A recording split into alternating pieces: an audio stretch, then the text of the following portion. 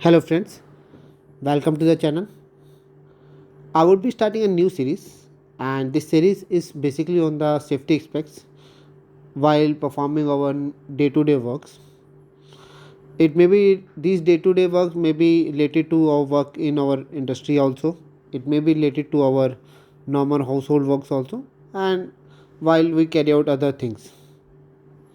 The basic aim is to make the people who are viewing this video to be aware about the different hazards these day to work carry and what are the necessary precautions which can be taken up, because recently uh, in the news we have heard about many accidents in industry or in normal day to day work where people don't know or lack the awareness about what to do while performing that duty and or while performing that work, and they fall into a trap in that hazard because they doesn't take necessary precautions while working.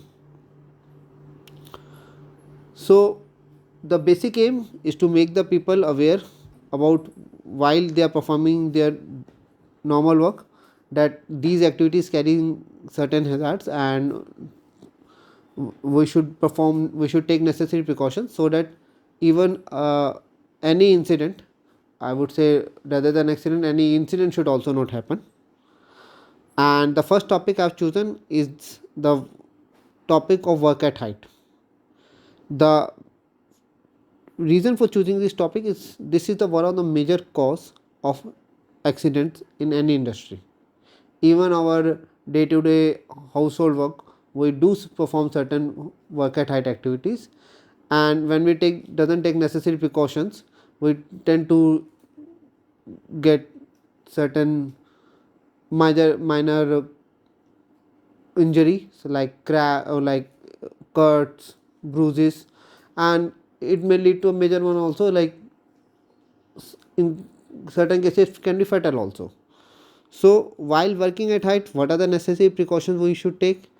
This has been discussed in the video, or I would say the flow of the video would be we will talk about what is exactly work at height, then we'll be covering the hazards associated with working at height, and finally what are the necessary precautions that need to be taken while we are working at height. So with this, let's start our video. So what is the definition of working at height? Any work where a person could fall a distance that could cause injury is considered work at height. There isn't any minimum specific height mentioned in any industry that above this height uh, one should consider it a work at height, but different industry on basis of their different uh, experiences, and these experiences are basically based on the severity of injuries which can be caused, have taken different standards. In some industry it will be that any working about 2 meter is considered as work at height, but there isn't any clear cut guideline that at what elevation if you work, then that elevation would be considered as work at height. uh, there is one document of the OSHA. OSHA is basically Occupational Safety Hazard Agency, and it's one of the reputed safety body which make necessary standards. It says that if you have a change of elevation level 4 feet above, that is 1.2 meter above, then you should take necessary fall protection measures.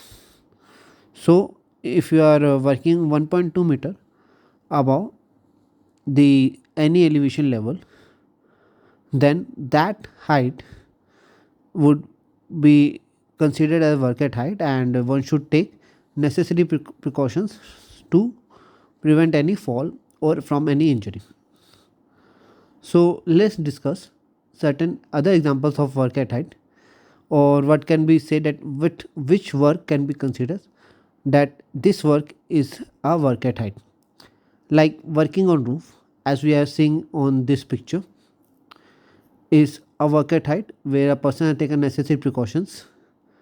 Similarly, working on ladders, that certain time while working clean while working in our homes. We use ladders to clean the fans, to go from to go to the roof, or necessary things. So that would be also considered as working on work at height. Working on scaffolding. Now this is one of the most thing which one of the major thing which is common in construction industry, that while constructing a building, the scaffolding on which the workers are working breaks, or someone hits that scaffolding. So even that is considered a work at height. Working on or near edges or openings, that if you are working at and if you are working even at ground level and there is some pit hole which is nearby, so even these near working near this pit hole would be considered as work at height, and one should take necessary precautions. And working on near fragile surfaces, and working in excavations also. Excavation, because uh, one should say why excavation would be considered work at height. Because when I'm talking about work at height, I'm not talking about the literal meaning of change.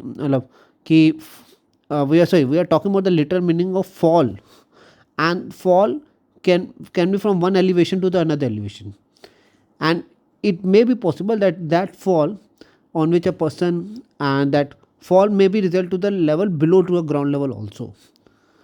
So one should take all clear precautions even in excavations also, though one should say that it is not a work at height, but yes, it has all the potential risk of working at height. Now I would talk about the what are the hazards associated with this working at height. The first hazard while working with height is the fall from the height itself, that we fall from the higher elevation to a lower elevation, and this result in any injury, maybe a fracture also, or maybe a head injury also, or any bruises or cuts also. So that's the first hazard. Second is the fall of materials or tools, that while working at height, I've kept my tools at a particular location, and suddenly these one of the tools, even the small nut, falls down and hits the other person. Even a small nut, if it falls from a certain height, then it can result in a severe injury to the other person who is working below. So the fall of materials. Fall while climbing or descending, that I'm climbing a scaffolding, or I'm climbing a staircase to go from one elevation to the other elevation, or while I'm coming down, even that can happen.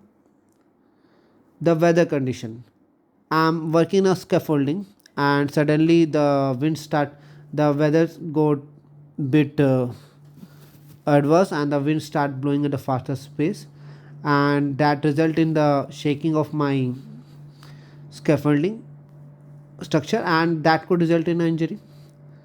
Or I'm working at scaffolding, and suddenly a nearby truck or some moving vehicle hit our not hit me, or I would say hit our scaffolding structure, and that could result in an injury. The collapsing of the structure, the structure itself is not been inspected on which a person is working, and it collapse on its own weight. And the last one, maybe the last one the one of the last one is the loose soil. The structure is erected on a surface whose soil is loose, and when you put the necessary weight on it, the soil basically slides below it and the structure falls down.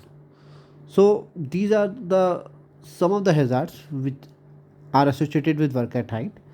And now I will talk about what are the necessary precautions which need to be taken while we are working at height.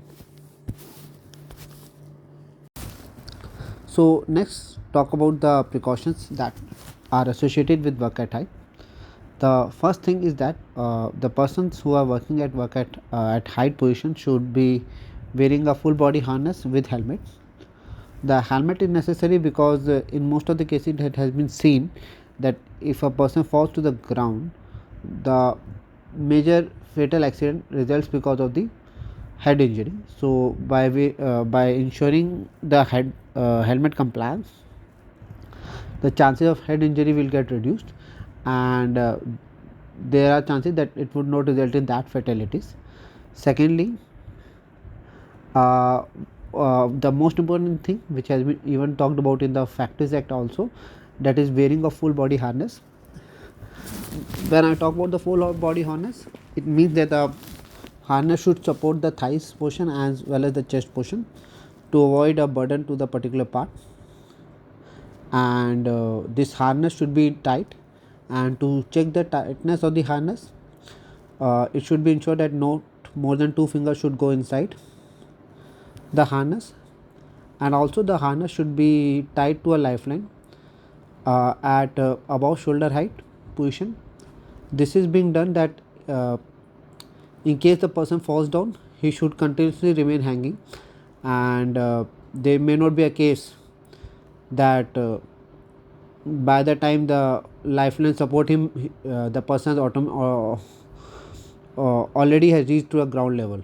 So in that case, the harness is of no use.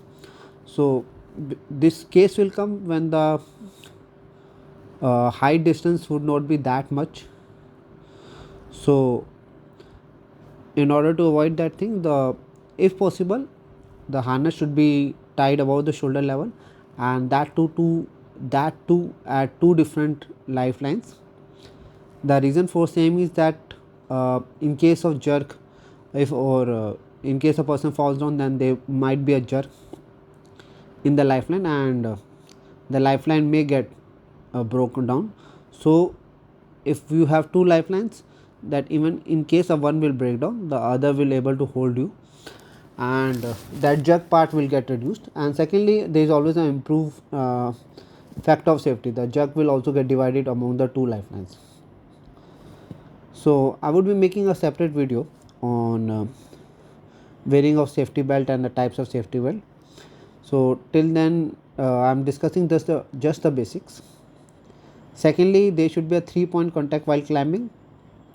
That while climbing a ladder, there should be always a 3-point contact, means either one of your hand or both of your legs, or both of your hands and one of your legs should always remains in contact, and the ladder should also extend 3 feet above the ground level, and the ladder should be at the angle of 75 degree, so that while climbing the ladder, the chances of getting toppled down is less. Also, the ladder base should be firmly held to the ground. So these are the things which need to be taken care.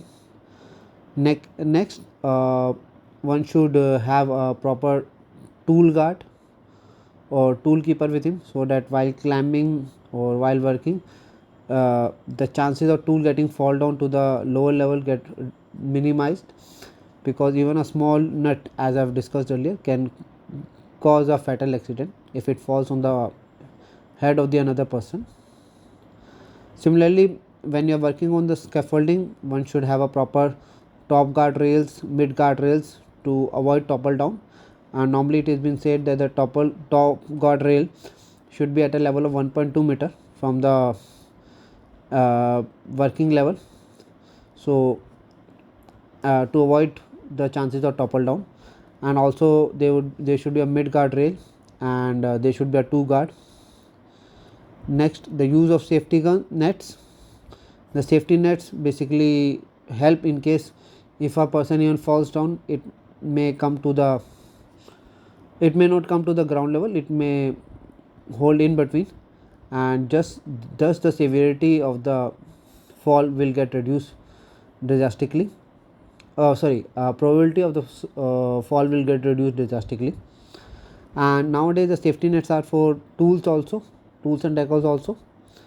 Next, the scaffolding on which the person is working should be guarded from the other objects, so that none of the moving vehicle or nearby object should hit the scaffolding and it falls down. One should always inspect the scaffolding before working, and if the necessary clearances are not there, one should not climb the scaffolding. One should avoid the scaffolding while there is a windy atmosphere or while the rain is going on, again as a safety precautionary measures, because in adverse conditions the scaffolding may break at any point of time. The next precautions which has been I forgot to mention is that, and which I would like to talk about, is the when you are working on a moving elevated platforms, then the safety belt should hook to the cage or the platform on which you are working, so that if even if the moving part moves, you should not topple down. And while working on moving elevated platforms, one should ensure that while working the vehicle should be in a stopped condition and with parking blades applied. So these are the some of the precautions that one should take with working at height. I think my this safety awareness session will able to prevent certain accidents by creating the necessary awareness among the viewers who are viewing this video. Till then, I would just like to say thank you for listening this video. If you have any questions, just please leave it in the comment section and I will try to answer them. And if you like this video, please press the like button and do subscribe to my channel. Thank you.